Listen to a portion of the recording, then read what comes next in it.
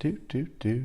Bum bum bum bum bum bum bum bum bum bum bum bum bum bum.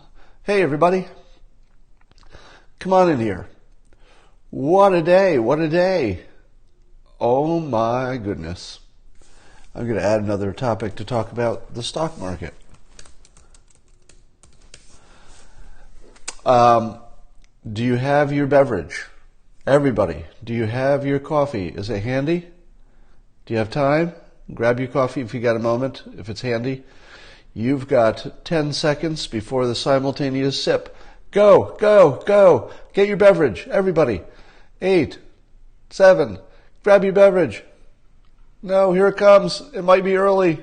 No, here it comes. Simultaneous sip.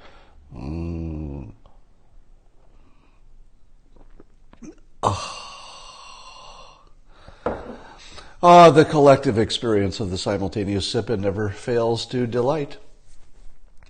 We have so many topics today. So many topics.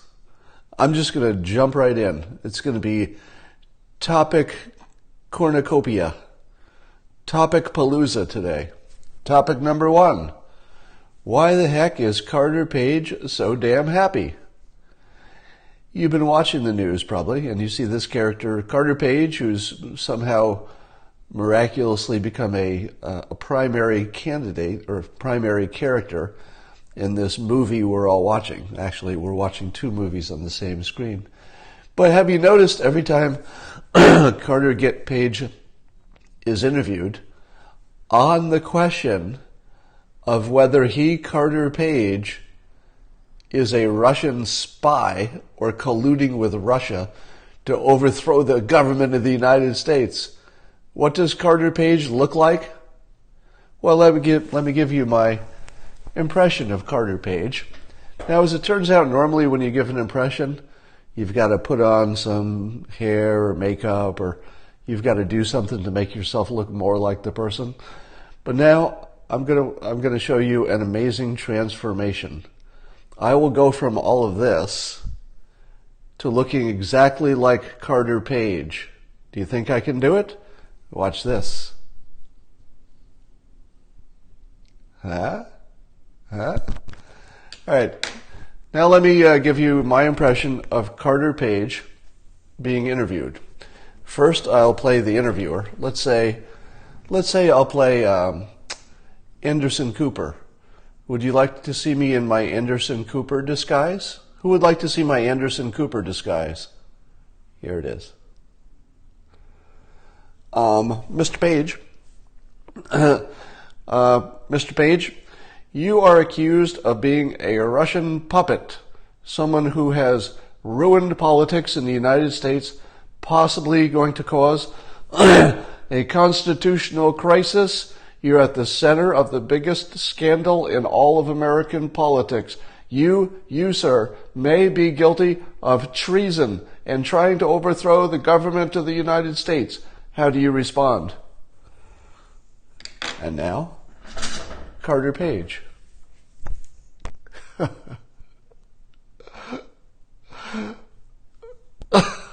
Thanks for having me on the show. This is great. Are there beverages here? Does anybody have donuts? This is the best. This is the best. Oh, by the way, I'm not a spy.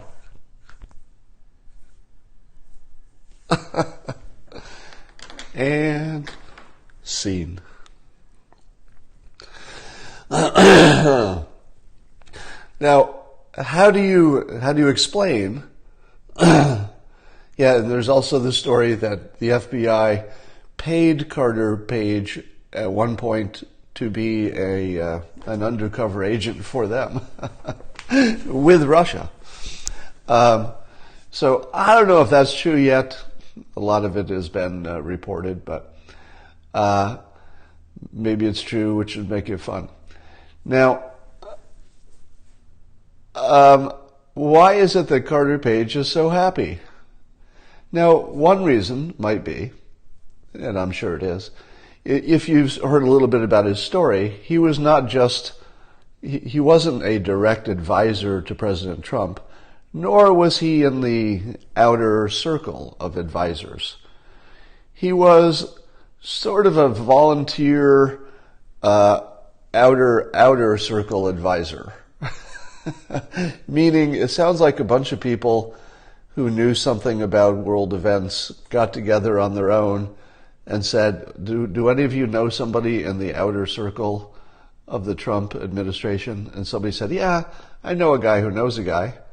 And they said, all right, let's come up with some good ideas and we'll present it to the outer circle of the inner circle. So he was not terribly connected to the Trump administration. But here's the thing. There's only one person who knows for sure if Carter Page is totally innocent and also has no risk whatsoever of something bad happening to him legally. There's only one person who knows for sure. Carter Page. And look at Carter Page's face. Does Carter Page look like a guy who just got caught in a treasonous act for which he could be put to death? No, he does not. He looks like the most innocent guy I've ever seen in my life. In fact, if you were going to do a movie about an innocent guy, like, you wouldn't cast him because he looks too innocent. He's like, oh, okay, we need somebody who could play innocent a little more subtly. You can't play innocent at all. You're so innocent looking, you don't look like you're even acting. You look like you're a bad actor playing an actor who's trying to look innocent, Carter Page. But his, you've probably seen a million fake smiles on television, right? Every politician does a fake smile. Every celebrity has a fake smile. Carter Page's smile is not one of those. That's not a fake smile. He is actually enjoying himself. So I think he's getting the attention that he wanted, although it's certainly, apparently it's had an impact on his business, so that's bad. But he did want to be a player. Everything we know about him is that he was trying to become a player, but he wasn't one yet. A player on the big stage. But now he is. And he's sort of enjoying his moment. Would it be going too far to say that he's the Kato Kalin of the Russia investigation? Who's with me? Is he the Kato Kalin of the Russian investigation?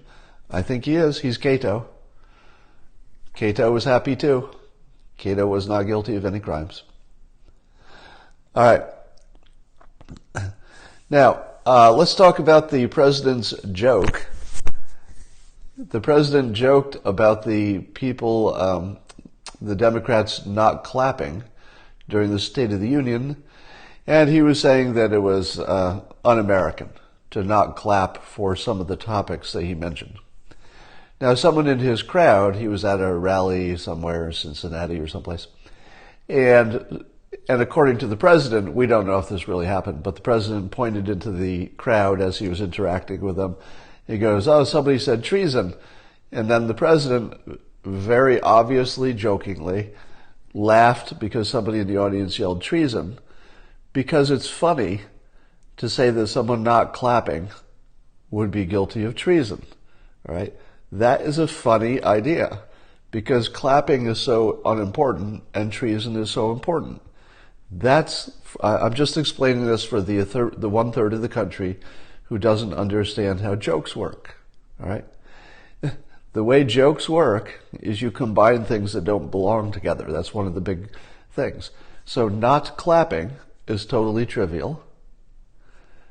Treason, you could actually be put to death. It could destroy a country. It's the highest form of a big problem, all right? So when Trump laughed at the thought that not clapping was treasonous, it's because he got the joke. Now, the person in the audience may not have been joking. Who knows what they were thinking? But the president clearly knew it as a joke because it was such a big difference between, clapping and treason. Those are big differences. Now, let me give you another example where the president has the same sense of humor. I've told you before there's a New York sense of humor. When the president joked, and it was a joke, that about Senator McCain, talking about his war record as a POW, and candidate Trump said, I prefer people who don't get caught. Now, the reason that's a joke is because, POW war hero is the highest level of goodness in our society, right? It's about as high as you can get on the much respected, people love them, we all respect everything they've done. But for the president to dismiss all of that by saying he prefers people who didn't get caught, that is your signal that it's a joke. Because POW, even in the president's mind, and you've seen a million times how much respect he gives to the military, so you know that he thinks this, right? He's never been inconsistent about the military. When it comes to the military, he is on board, on their side, 150%, has been from the beginning. So in the president's mind, and most of our minds, POW, war hero, that's as high as you can get. So it was obviously a joke when the president said, I prefer people who don't get caught. To minimize something that everybody agrees is the highest level of respect. It's just funny. Now, the public did not take it as funny, and so, that didn't work out for him. By the way, somebody always says, people are always saying to me, why is it that every single thing you say about the president makes him look like he was a genius, and you never say he made a mistake? You're always saying that everything the president says is genius. How come you never say that anything he says is a mistake? Well, here's an example. The joke about Senator McCain was just a joke, but it was also a total mistake. So if anybody's saying I'm the Trump apologist for always, saying that everything he does is brilliant, well, that's a very good example of something that was not brilliant. It was meant to be a joke, and it just didn't work. It was a joke that failed. Likewise, his speech where he laughed at the thought that not clapping is equal to treason, he was joking, and his enemies, I think the New York Times had an article about it, that you can't joke about treason, it's not funny. So I would say that this too is an example where the president's persuasion was a mistake. So it's when people are saying the president shouldn't, joke about treason, I would say they're probably right. He probably shouldn't. There's probably nothing that did to help him, but it was funny. All right. Sometimes he goes for the joke. It didn't hurt very much. It didn't make the country a worse place in any meaningful way. But was it a mistake? Yeah, probably. A small one. Not one that matters. Same with the McCain thing. Didn't really matter in the long run. But yes, those were things that, if you could go back and do them differently, you probably would. All right. Let's talk about the Hot Air article. You can see, I'm going to be talking about a few things that you will see in my Twitter feed. These are things that I tweeted just this morning or last night, so you can see them in order. So there was an article on the publication Hot Air talking about what I talked about, which is that if the FISA application was based on, at least in part, the dossier, and the judge was told that the dossier, and apparently there is consistent reporting on this fact, there's something on the application for the FISA warrant said that the dossier was, quote, politically motivated.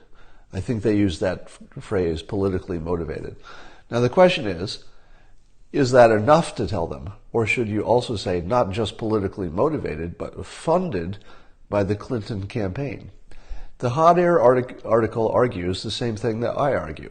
That doesn't make it right. I'm just saying that there's another source saying the same thing. And the same thing is that if a layperson is told that something is, let's say you or I, if we are being told that something has political motivation, well, we're amateurs. We're not professionals at judging. So to us, that might have different meanings. We might really need to know who is funding it to help us decide how much credibility to give it. But we're not judges. So the Hot Air article said what I said, which is if you say to a professional judge, here's some information, the source is someone who is politically motivated, I contend that you've said 100% of what you need to say in the one situation that you're talking to a professional judge. Because the professional judge says, okay, the FBI, who we trust to make these decisions, is telling me that this is not credible information because it's politically motivated. Do they need to know that Clinton herself approved it? I don't see why. Because it was somebody on her side or somebody who was an anti-Trumper that might have been on the right. But in either case, it was somebody who had an agenda to spin the information. So if the judge knows that whoever was behind this dossier was politically motivated, then a professional judge should say, oh, well, then I will discount this body of information. Now, there might have been, my speculation is that there was at least one item in that larger body of the dossier that the FBI did document and did verify. And it might have been something really simple like, did two people meet? Was there an American who met with a Russian? Yes or no? So if that's true, then the FBI, it seems to me, would have to show the entire dossier as part of the context for the one thing that they checked out. Now, I don't know if this is the truth. So somebody's saying the Woods Rule. The Woods Rule says, as I understand it, that the FISA warrant cannot, under any conditions, include information which the FBI has not verified. But let me add a clarification. Can they include information which the FBI has not verified if the FBI says this part of the information is not verified, but it's part of the context for the little piece that we did? Huh? Didn't see that coming, did you? Right. It seems to me that the fairest way to present information to the court would be to say, here's this one bit of information we did verify, but in order for you to know the context of how we came to know about it in the first place, there's this larger body of information which is unverified, and we think it is politically motivated. But you need to know that this one bit came from there, and we did verify it. Doesn't it feel fair to you that you would include that total context as long as you labeled it correctly? As long as the FBI gives them accurate information as best they know it, I don't know that anybody's in trouble. Okay? So keep in mind that we're all speculating at this point, right? None of us really knows because we haven't seen the underlying documents. And we haven't heard from a judge. But that's where I'm at on this. Hearsay and rumors are now a form of evidence? No, I'm saying they're not. And I'm saying that if they were presented as not evidence, that would be fair because they would be accurately labeled as not reliable evidence. Is it unfair to give a judge something that is not reliable and you tell them it's not reliable? I don't know. That it might be the topic of a Supreme Court case. I mean, it would be an interesting one. Let's drink to that. Let's drink to the Supreme Court who keeps us all safe.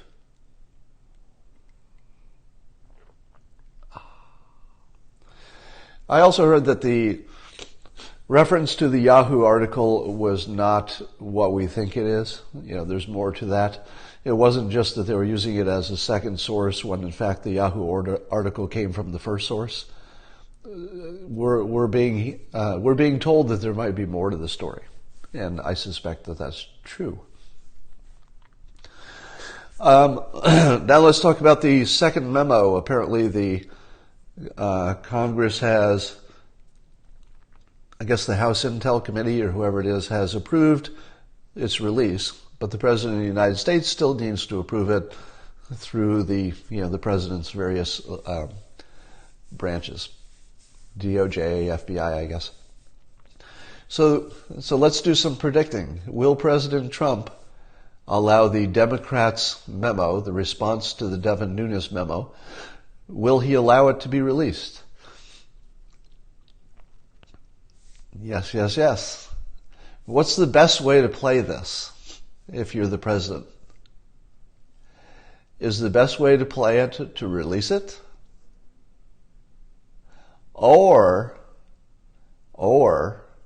is the best way to play it to say, yes, I'll release it at the same time as the underlying FISA request, assuming that we get approval to do that? Which one's better? Could the president say, yes, I'll allow the Democrat memo to come in just by itself? Or no, I won't let it in, we're just going to let the Republican one stand? Or, I absolutely want to see that Democrat memo. Yes, yes, yes. Let's see it, everybody.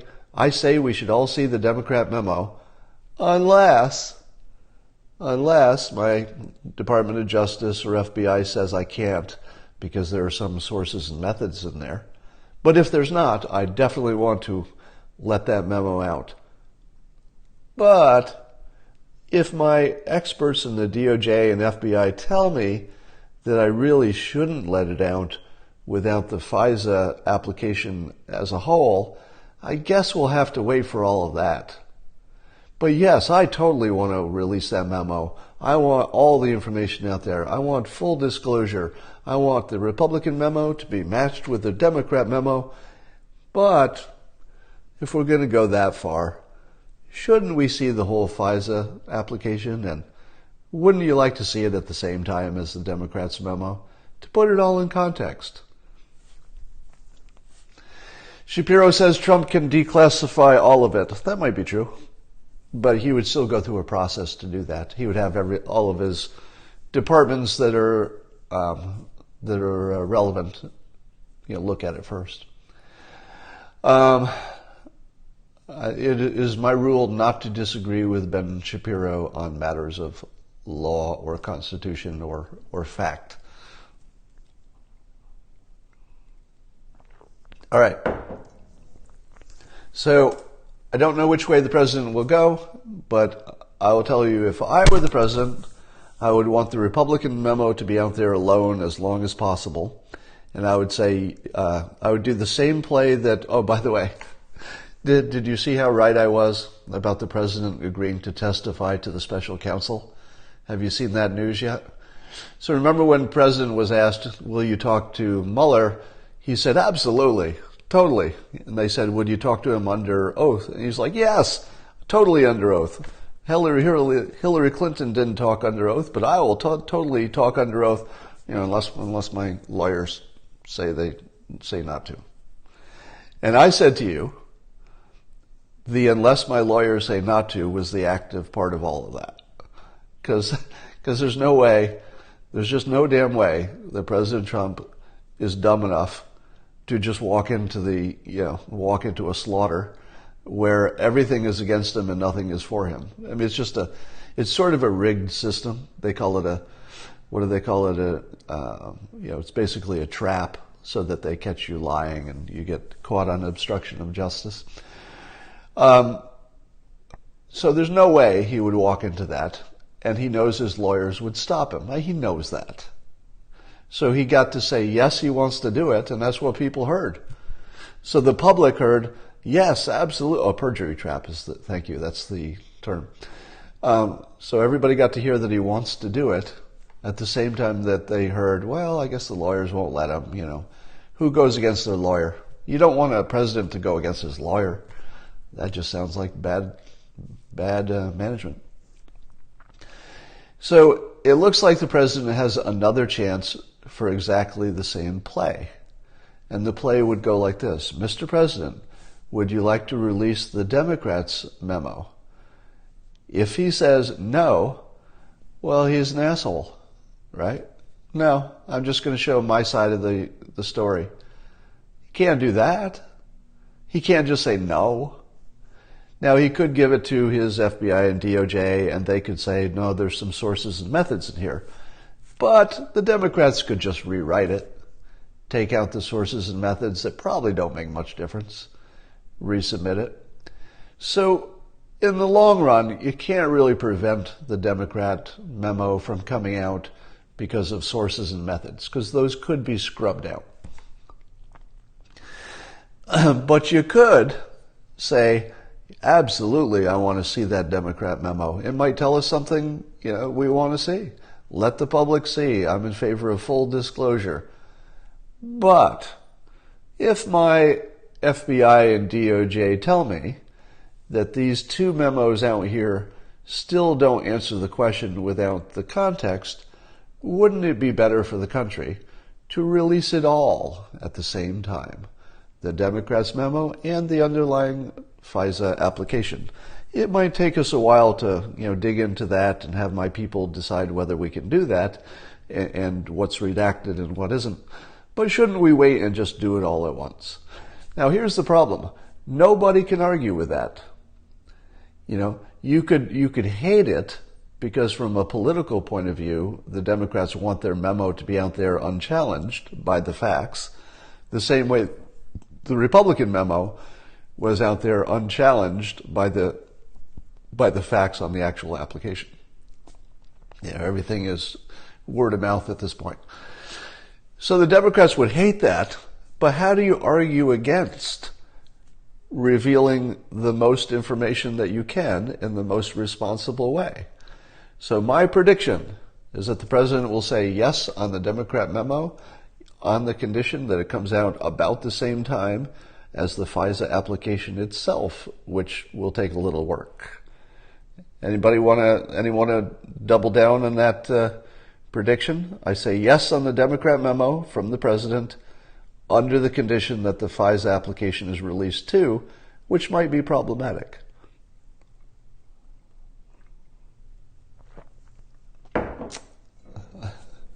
There's only one smart way to play this. There really isn't. There really is only one smart way to play it. Now, that doesn't guarantee that the president's going to do what I said. There might be some other way to play this that's not obvious to me. I'm not a lawyer.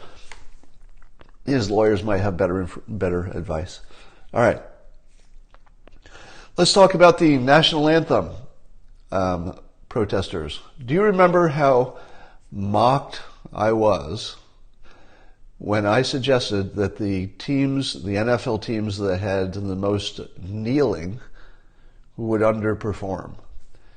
Do you remember how I got savaged on Twitter, usually by the sarcasm crowd? And when I do sarcasm, it requires the beard. So what I said was that the act of kneeling was sort of a submissive act. In my tweet, I didn't have time to develop the larger case, but obviously the kneelers would be a distraction from a single focus on winning the game.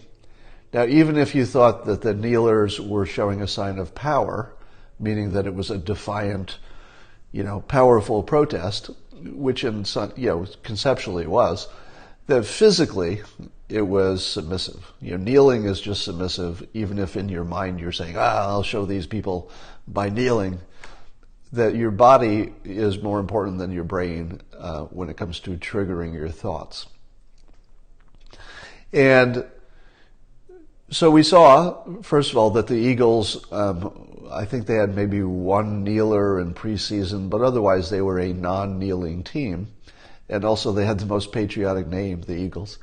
Patriots too, but the two most patriotic names made it into the playoffs. And I believe the Patriots didn't have much kneeling in the second half of the season, if I'm correct. Whoever says that I look like Carter Page, you must be joining us late. So replay the first part and you'll have a good laugh.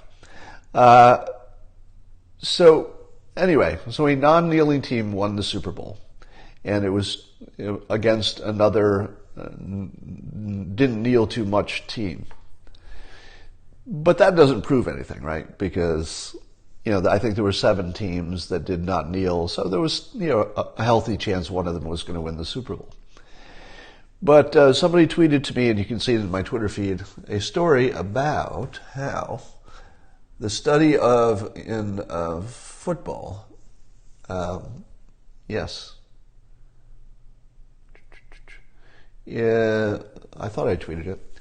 But there was a study about teams singing their national anthem with enthusiasm versus, just standing there or looking around. And the study showed that the teams that showed the most enthusiasm for their own national anthem also prevented the most goals against. In other words, they ended up playing the best defense compared to teams that were ambivalent about their own anthem. Now, there might be a cause and effect thing that's backwards here, but it does suggest that the unity a team shows toward their national anthem could be at least predictive. You still don't know what the cause and the effect is, but it could be predictive of performance. And that's what I said, that there's a psychological element that is predictive of performance. All right. So they laughed at me when I said President Trump would get elected. They laughed at me when I said that the kneelers would underperform. But if you notice, one time after another, getting stuff right. Let's talk about the stock market. So the stock market did something that I call shifting the bed. The stock market shifted the bed. I'm making fun of Schiff. Anyway, and so people are saying this. How can the president go out there saying the stock market is great and it's all his doing, and then when the stock market goes down, suspiciously, he does not say anything then? What about that, Mr. President? If you take credit for the stock market going up, why don't you take credit or the blame for the stock market going down? Why not, Mr. President? Allow me to answer that question. Unless you were born in the last month, you could be forgiven for having that opinion if you were a 1-month-old baby, because maybe all you've ever seen is the stock market going up. But if you're older than a month, let's say you're a good 3 months old, you've probably noticed the stock markets sometimes go up and sometimes go down. But on top of that, there's generally a larger trend that is either up or down. So stock markets do pull back. Do you know who predicted that the stock market would pull back and that there would be a market correction? Who on this Periscope predicted that we would see some kind of a market correction, maybe in the 10% area? I did. Yeah. Not only did I, the rest of you raise your hands too. Raise your hands. If you're at home, raise your hands because you knew, because you were not 1 month old, baby. You know that stock markets don't always go in one direction forever. It's not a thing. So when you see the news saying, how do you explain that the stock market went down? How do you explain that? Here's how I explain it. It's a stock market. That's what they do. They go up a little bit, they go down a little bit. Now you hope that the ups are more than the downs over time. And that's been the case really forever, right? Since the beginning of the stock market, the ups have exceeded the downs. But there's never been an extended period with no downs. That's not a thing. So treating it like it's news, somebody has their little hand icon. I like that. You can't treat that as news, especially when there's literally nothing driving it. Somebody said that the Bitcoin is up 6%, yeah. How is everything else? Apple up 2%, etc. Yeah, looking good. All right, let's talk about some more stuff. Oh yeah. So, if you've ever studied the art of writing a script for a movie, and this is something that only writers know about, this is a movie writer's world. I'm gonna take you on the inside a little bit. Remember when I predicted that the election cycle would take the part of a 3-part movie, in which there would be a beginning part where somebody's life changes. In this case, the president announces he's running for president and starts getting traction. Like that completely changed his life. So he's the star of the movie, and something happens that changes the trajectory of his life. And that happened when he announced for president. Then there's the middle of a movie where that sometimes is referred to in the great book about script writing called Save the Cat. That's the name of the book. You should read it. There's a middle of the movie, Act 2, which you could call the fun and games part. This is the part where Trump is having rallies and saying provocative things and doing interesting interviews. And it's just sort of fun and fascinating to watch. But there's not a gigantic problem. He's just having fun, romping through the pack, and giving people nicknames and stuff. Then if it's a proper movie, there's a third act. There's a part where you think things are so bad that he's doomed. Now, the third act was the pussy grabbing tape. So when the Access Hollywood tape dropped, I and most of the world said, well, that's it. That's a problem that nobody can escape from. Nobody can get elected from being behind already in the polls, according to the polls, which were probably wrong. Nobody goes from behind in a few weeks before election to having like the worst video come out you could practically imagine. Well, there could be worse, but it's about as bad as we've heard. But somehow he still managed to get elected, right? So he beat the third act, because it turns out there were just more Trump supporters hidden than the pollsters had found.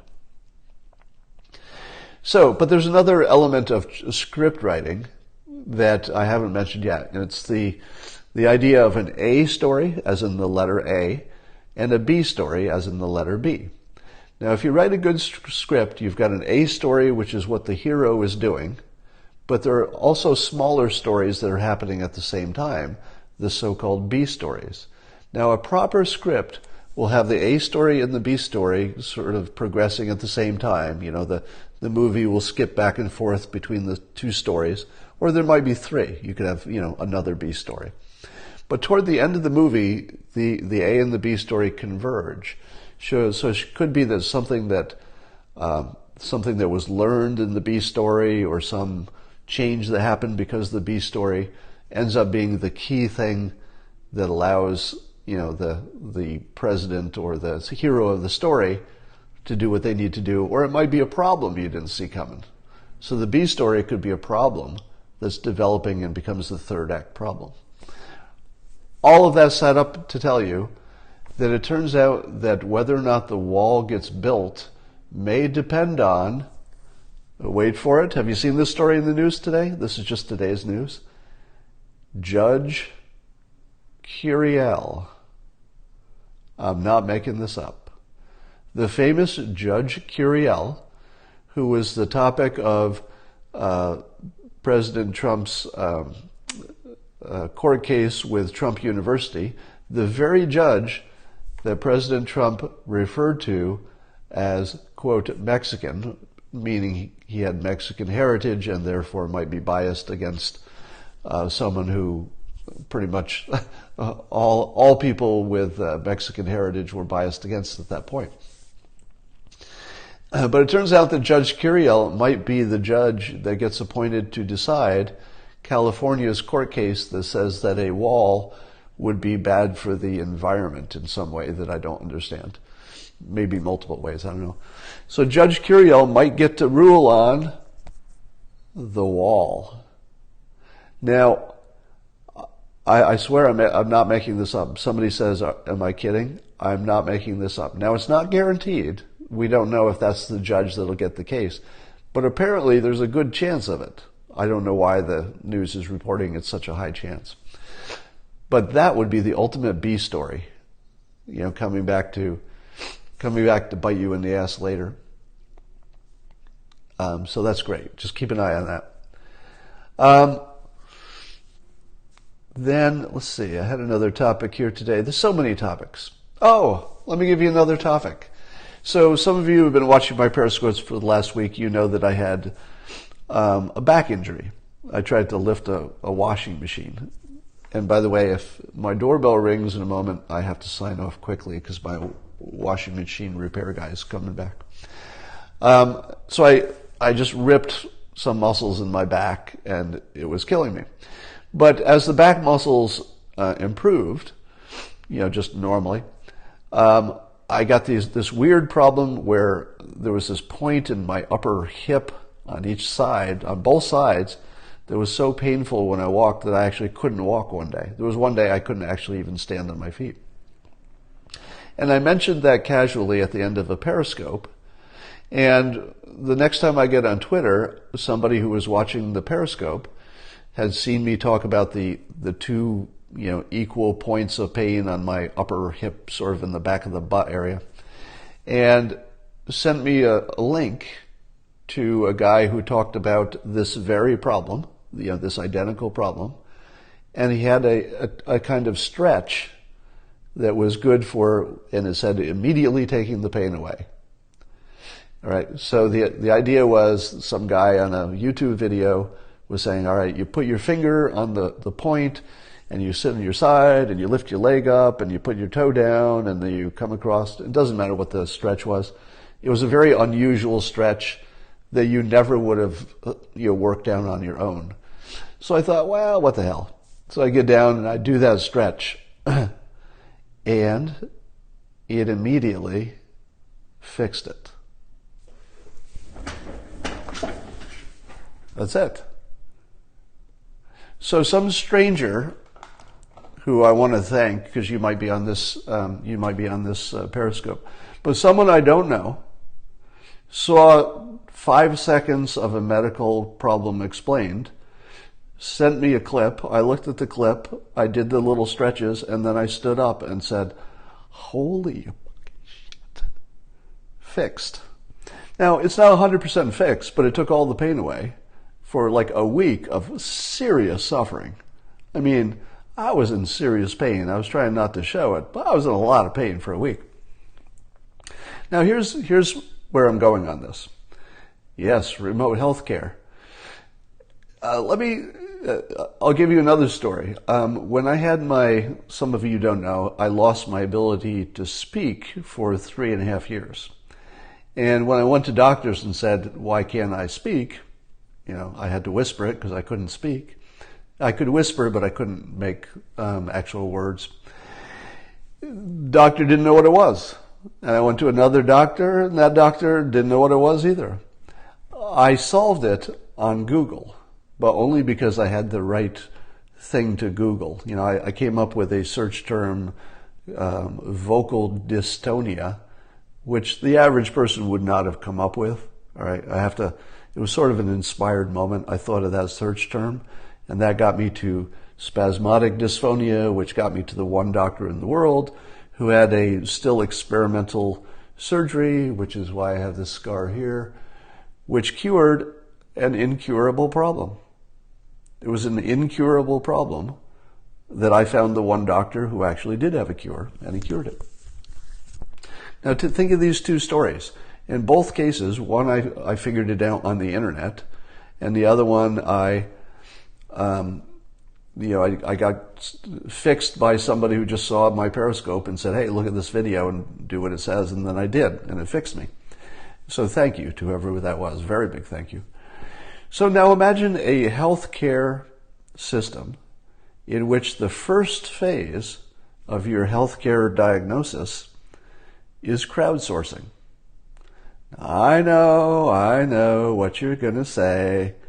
No, you must have a doctor giving you medical advice. Because if it's not a doctor, you can get a bunch of crap ideas from, cranks, and then you're going to try it, and you're going to be drinking poison because somebody said so, and it's going to be a disaster. You're right. So you'd have to do it cleverly. I just gave you 2 examples where essentially strangers, not doctors, fixed 2 of my biggest health problems.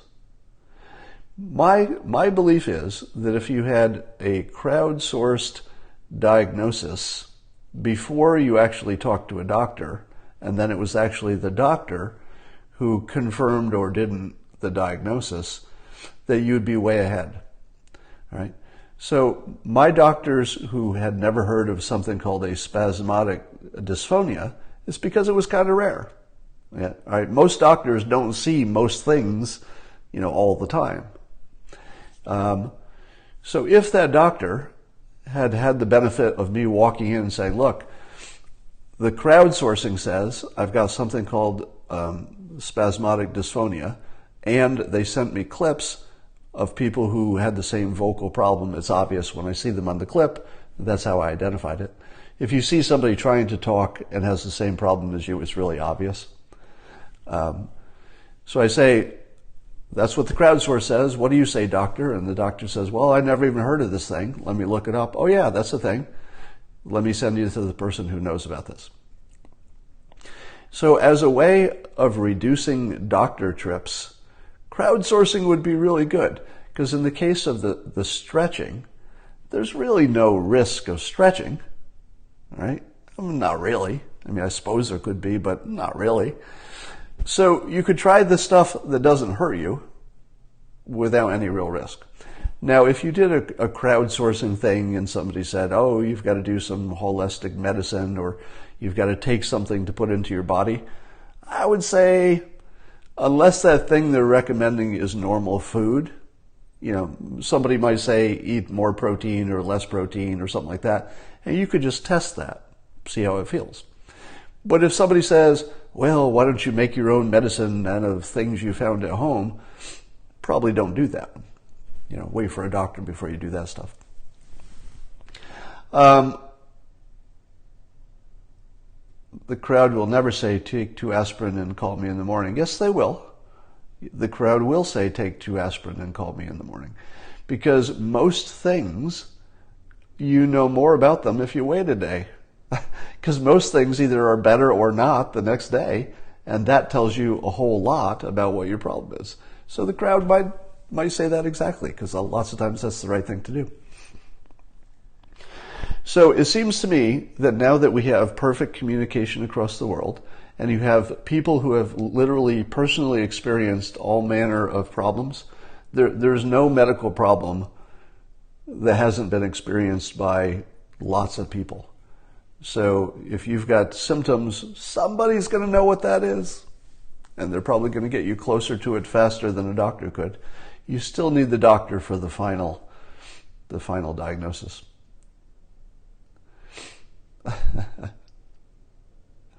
Most people are too stupid to know what a rational treatment is.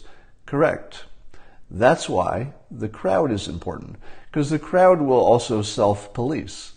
So if the crowd has, a number of different voices and, a few of them are outliers, you would expect the other people in the crowd to say, don't try that. So in other words, every recommendation you saw from your crowdsourcing, medical app, let's say it's an app, you would see not only the opinions of what to do, but you should see a link to, let's say, WebMD to describe that very thing, and also other people in the crowd saying, I tried that and it did or did not work, or don't try that, that's dangerous.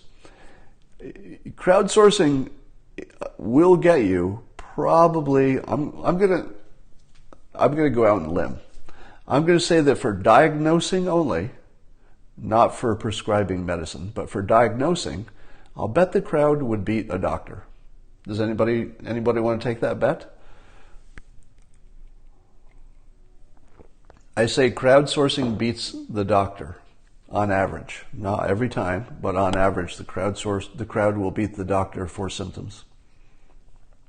Now, this requires that your symptoms are fully described, right? If you only told the crowd some of your symptoms, they might not know to ask. Like a doctor will usually ask you questions that are not obvious. You'll come in and say, doctor, I've got a pain in my foot. And the doctor says something like, did you get enough sleep last night? And you're like, I don't even know how that's related. But trust me, somebody who had that same foot pain has also been asked by a doctor, did you get enough sleep last night? And so the crowd is going to know that too. They're going to know to ask that. All right. So medical, and also the Amazon.com thing.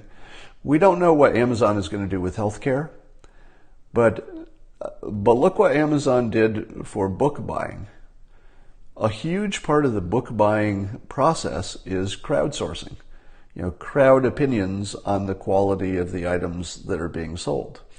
And that's a big part of how we make decisions about buying books.